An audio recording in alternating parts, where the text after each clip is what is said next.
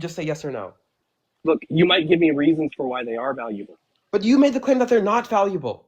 Are you going to walk back the claim, yes or no? Just to be very clear, when you came up here, the first thing you actually asked was, why are you pro-choice? And I said, generally speaking, I don't find the fetus valuable at a certain point. That's what I told you. No, you said the fetus does not have moral value. No, I said, generally speaking, I don't find it valuable. Look, so generally speaking, it doesn't have moral value. Are you committed to that claim, yes or no? Okay, sure. Yeah, I'm committed to that. Yeah, okay, defend the claim. Generally speaking, that I don't find it valuable? Generally speaking, they don't have moral value. Defend the claim. Yeah, because I take it that, majority of elective abortions are going to happen before a time where I think the fetus is going to gain something that I find valuable. Okay, again, that doesn't support your claim at all. And I gave you the reason multiple times. What do you, just be clear, what do you think my claim is? What do you think it is? I said your claim. I said your claim 1 second ago. Do you have dementia? Your claim was that generally they don't have moral value, at least before they're conscious. Okay. So the reason that I don't find them valuable generally is because I don't think that they have, dreams and desires, right? Those are the things that I'm actually pointing out that I find valuable. And then what I'm saying is, like, are they necessary or sufficient for moral value? They're just sufficient. They're just sufficient, then that it doesn't determine the cases in which they don't have these properties. Girl, what do you think I'm telling you? I don't even know what you're saying at this point. You're like flip-flopping and you won't engage. Look, I'm not sure what. Okay, look. I'm not sure what's flip-flopping. Like, just take this for instance. Like, okay, look, if it's raining outside, then the ground outside is wet or something like that, right? And I'm just telling you, like, okay, well, look, I don't think it's wet outside. I don't think it because maybe it didn't do this thing, but that would cause the ground to be wet. But maybe it is wet outside for some other reason, right? Maybe you can give me some other reason for why the ground outside might be wet. Maybe I can go outside and look. Maybe I can do something like this.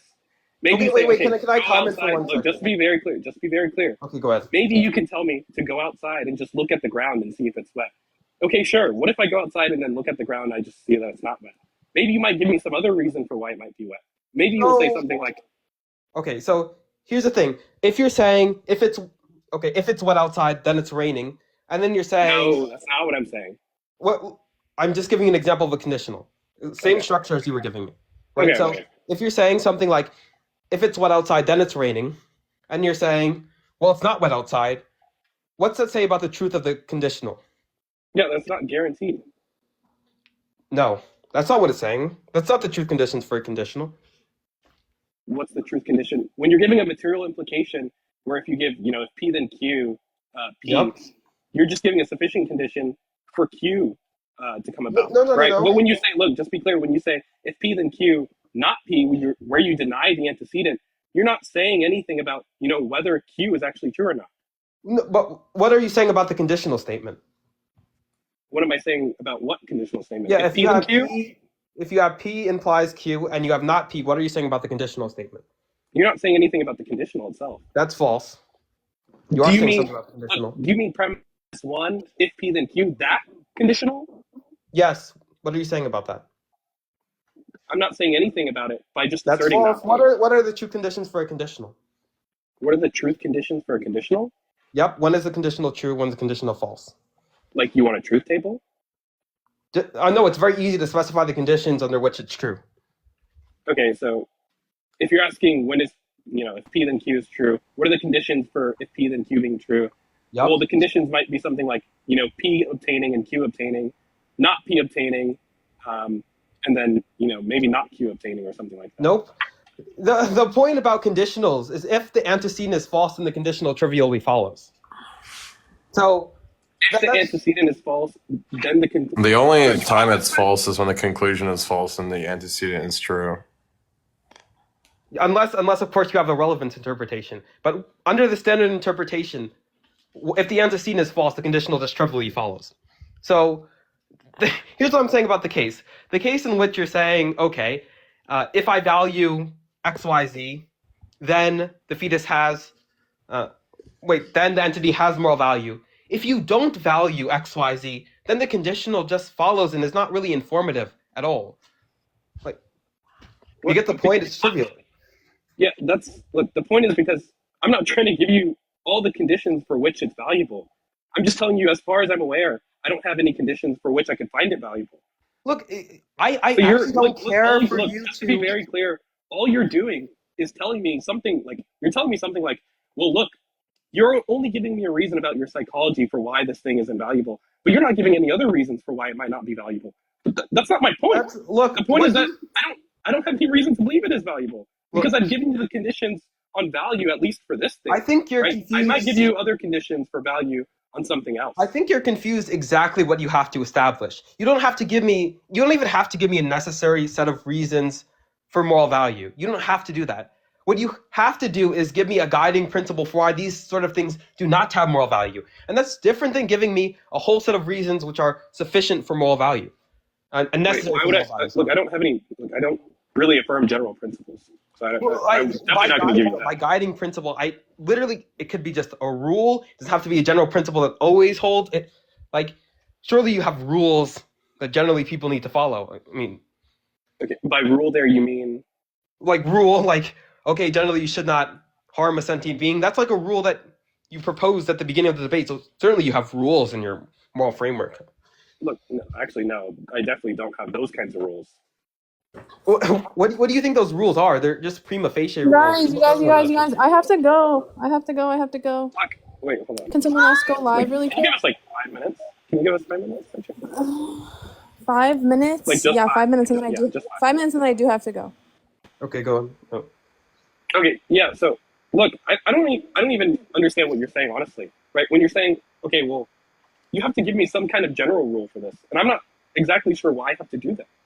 Well, okay, because you made the claim earlier that generally things without sentience aren't morally valuable. You made that claim, and in order to establish that claim, you need a general rule that says this. Okay, well, I don't look. When I say generally, there, I mean like in a lot of the cases I look at, when I'm assessing the cases for when I found like these fetuses valuable, I'm looking at a common trait, right? But I don't hold general rules like that. Well, then what the fuck did you mean by generally? Like typically, when I look at a lot of the cases, but that doesn't mean what the fuck do you think think is different? Wait, how is that different from what I'm saying?